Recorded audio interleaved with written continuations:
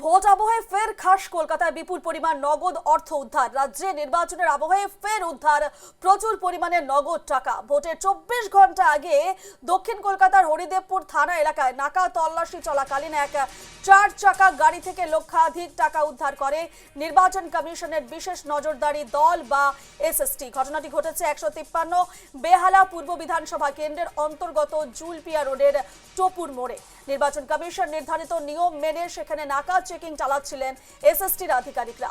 ঠিক সেই সময় একটি 4 চাকা গাড়িকে সন্দেহভাজন মনে হওয়ায় সেটিকে থামানো হয়।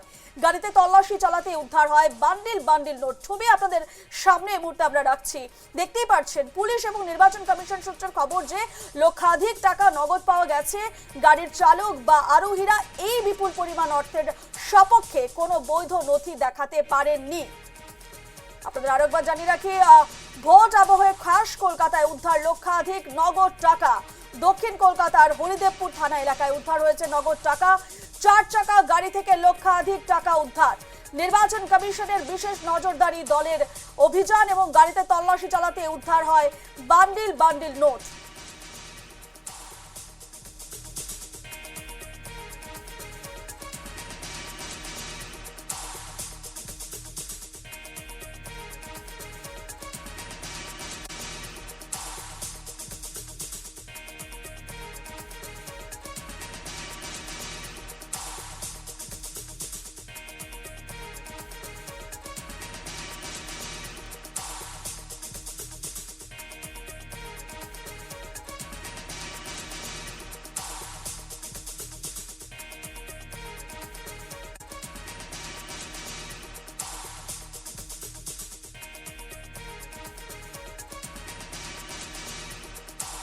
জানিয়ে রাখি, ভোট আবহে ফের খাস কলকাতায় বিপুল পরিমাণ নগদ অর্থ উদ্ধার। রাজ্যে নির্বাচনের আবহে ফের উদ্ধার প্রচুর পরিমাণে নগদ টাকা।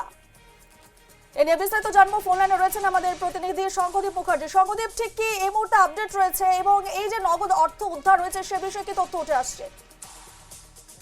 দেখো, যে ঘটনাটা জানা যাচ্ছে সেটা হচ্ছে হরিদেবপুরের অন্তর্গত, হরিদেবপুর থানার অন্তর্গত যে জায়গাটি রয়েছে বেহালা পূর্ব বিধানসভার অন্তর্গত, সেখান থেকে কিন্তু গতকাল রাত্রিবেলা প্রায় 1,15,000 টাকা উদ্ধার করা হয়েছে এসএসটির তরফ থেকে।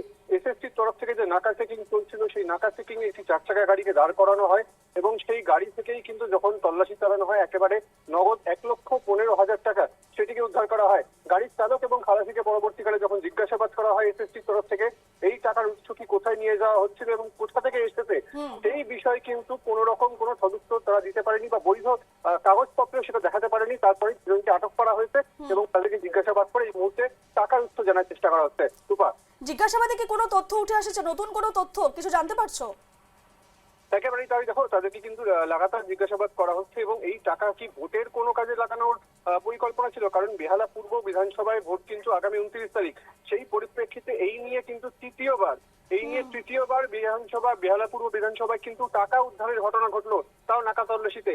এবং প্রথম যে ঘটনাটা ঘটেছিল সেক্ষেত্রেও টাকার হদিশ পাওয়া কোনো আয়ের উৎস পাওয়া যায়নি। পরবর্তীকালে কিন্তু যে পরপর দুটি ঘটনা ঘটলো একই বিধানসভা কেন্দ্রে, অর্থাৎ সব মিলিয়ে 3টি ঘটনা একই বিধানসভা কেন্দ্রে, সেটা কিন্তু যথেষ্ট প্রশ্নের উল্লেখ করা হচ্ছে এবং সেই পরিপ্রেক্ষিতে এই টাকাগুলো কোথায় যাচ্ছে সেই দিকে কিন্তু নির্বাচন কমিশনেরও কঠোর নজর রয়েছে। একেবারে সেদিকে এই খবরের আপডেটে আমাদের নজর থাকবে পরবর্তী সময়। এই মুহূর্তে ধন্যবাদ জানাচ্ছি শঙ্কদীপ।